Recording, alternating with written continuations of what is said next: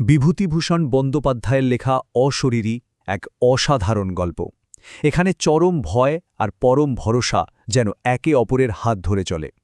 চলুন আজ আমরা এই গল্পের গভীরে ডুব দিই, যেখানে মানব মনের আতঙ্ক আর তার থেকেও শক্তিশালী এক রহস্যময় আশার জগৎ লুকিয়ে আছে। গল্পের শুরুটাই হয় নায়কের এই অসম্পূর্ণ কিন্তু মারাত্মক একটা কথা দিয়ে। ভাবুন তো একবার, এই একটাই লাইন আমাদের একেবারে কাহিনীর মাঝখানে এনে দাঁড় করিয়ে দেয়, আর মনটা তৈরি হয়ে যায় এক অবিশ্বাস্য জীবন মৃত্যুর সন্ধিক্ষণের অভিজ্ঞতার জন্য। গল্পের নায়ক হলেন শরৎ চক্রবর্তী, পেশায় একজন সরকারি কর্মকর্তা। তার বদলি হয়েছে এক নতুন আর বেশ দুর্গম জায়গায়। আর খেয়ে জানত এই সাধারণ বদলিটাই তার জীবনকে এমন এক অনিশ্চিত আর ভয়ঙ্কর ভবিষ্যতের দিকে ঠেলে দেবে। শরতের নতুন কাজের জায়গা ডুয়ার্স ছিল এক অদ্ভুত জায়গা। একদিকে চোখ জুড়ানো সবুজ, শ্বাসরুদ্ধকর প্রাকৃতিক সৌন্দর্য, আর ঠিক তার আড়ালেই উত পেতেছিল এক মারাত্মক অদৃশ্য বিপদ। প্রকৃতি যেখানে একদিকে অপরূপ, সেখানেই যেন মৃত্যুর এক শীতল ফাঁদ পেতে রেখেছে। সেখানে পৌঁছানোর পরেই সহকর্মীরা তাকে প্রথম যে ব্যাপারে সাবধান করে দিল, সেটা হলো স্থানীয় আতঙ্ক, ব্ল্যাক ওয়াটার ফিভার। তাদের মতে বর্ষাকালে নতুনদের জন্য এই রোগটা সাক্ষাৎ যমদূতের মতো, আর একবার ধরলে ফেরা প্রায় অসম্ভব। আর সেই ভয়টাই সত্যি হতে খুব বেশি সময় লাগল না। খুব শীঘ্রই এই সতর্কবাণী শরতের জীবনে এক ভয়ঙ্কর সত্যি হয়ে দেখা দিল, আর তার স্বাস্থ্য ভাঙতে শুরু করল। ব্যাপারটা বেশ অদ্ভুতভাবে ঘটছিল। শরতের জ্বর আসছিল, আবার ঠিক সেরেও যাচ্ছিল। এই আসা যাওয়ার খেলাটা শরৎকে কেমন যেন একটা ভুলের মধ্যে রেখে দিচ্ছিল। আর ঠিক সেই সুযোগেই আসল রোগটা তার সর্বনাশা রূপ নিয়ে ঝাঁপিয়ে পড়ার জন্য তৈরি হচ্ছিল। আর এটাই তো সবচেয়ে ভয়ের ব্যাপার, তাই না? জ্বরের এই অনিয়মিত আসা যাওয়াটাই শরৎকে অসতর্ক করে তুলেছিল। সে যখন ভাবছে এটা হয়তো সাধারণ কোনো জ্বর, ঠিক তখনই তার শরীরের ভেতরে আসল রোগটা নিজের সম্পূর্ণ শক্তি জমা করছিল। ঠিক যেন বড় কোনো ঝড়ের আগে প্রকৃতি যেমন থমথমে শান্ত হয়ে যায়, সেরকম। গল্পের মোড়টা ঘুরল ঠিক এখান থেকেই।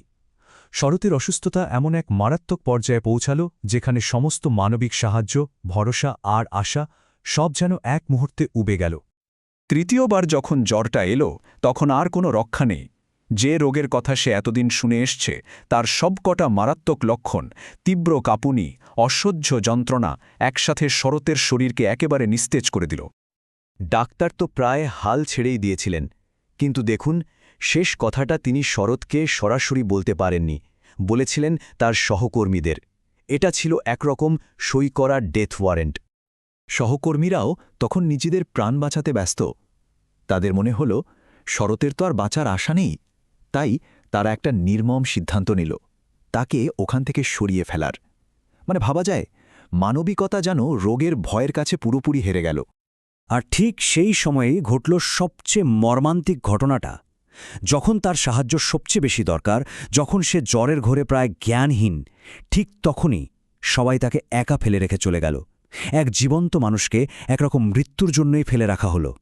অনেকটা সময় পর মাঝরাতে যখন শরতের জ্ঞান ফিরল, সে দেখল ঘরটা ঘুটঘুটে অন্ধকার। কেউ কোথাও নেই, সে সম্পূর্ণ একা, পরিত্যক্ত। জানালার বাইরে ফ্যাকাশে চাঁদের আলো এসে পড়েছে, আর সেই আবছা আলো আধারিতে শরৎ কি দেখল তা কোনো যুক্তিতেই মেলানো যায় না। এক অবিশ্বাস্য ঘটনার সূচনা হল। হঠাৎ করেই কোত্থেকে যেন এক শ্যামলা মেয়ে এসে হাজির হল। তার হাবভাব খুব অদ্ভুত, মনে হচ্ছে যেন কোনো প্রাচীন মন্ত্রের মতো কিছু একটা করছে। সে খুব দ্রুত হাতে একটা কাঠি দিয়ে শরতের ঘরের চারপাশে একটা গণ্ডি এঁকে দিল। আর তার গলা শুধু ভরসা না, কেমন যেন একটা জোর ছিল তার কথায়। শরৎ, যে কিনা একটু আগেই মৃত্যুর সঙ্গে লড়ছিল, সেও ওই কথা শুনে এক অদ্ভুত শান্তিতে ঘুমিয়ে পড়ল। সেই রহস্যময়ের রাতটা তো কাটল, কিন্তু সকালটা নিয়ে এলো আরও বড়, আরও অবিশ্বাস্য এক চমক। শরৎ যখন ঘুম থেকে উঠল, শরীরটা দুর্বল ঠিকই, কিন্তু জ্বরটা উধাও। যে মারাত্মক জ্বরটা তাকে প্রায় মেরেই ফেলেছিল, তার কোনো চিহ্নই আর শরীরে নেই। সে সম্পূর্ণ সুস্থ। এরপর যা যা সামনে এলো তা আরও অবাক করার মতো। এক এক করে সে জানতে পারল যে সবাই তো তাকে মৃতই ধরে নিয়েছিল।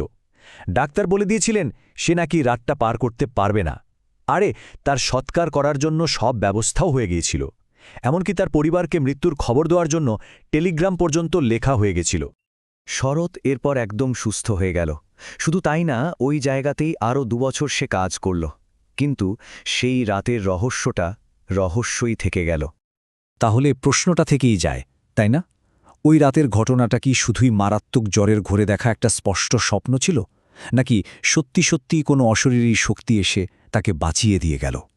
শরৎ নিজে এর কোনো উত্তর খুঁজে পায়নি, আর এই অমীমাংসিত রহস্যটাই গল্পটাকে অমর করে রেখেছে। তবে ঘটনাটা আসল হোক বা স্বপ্ন, তাতে কিছু যায় আসে না।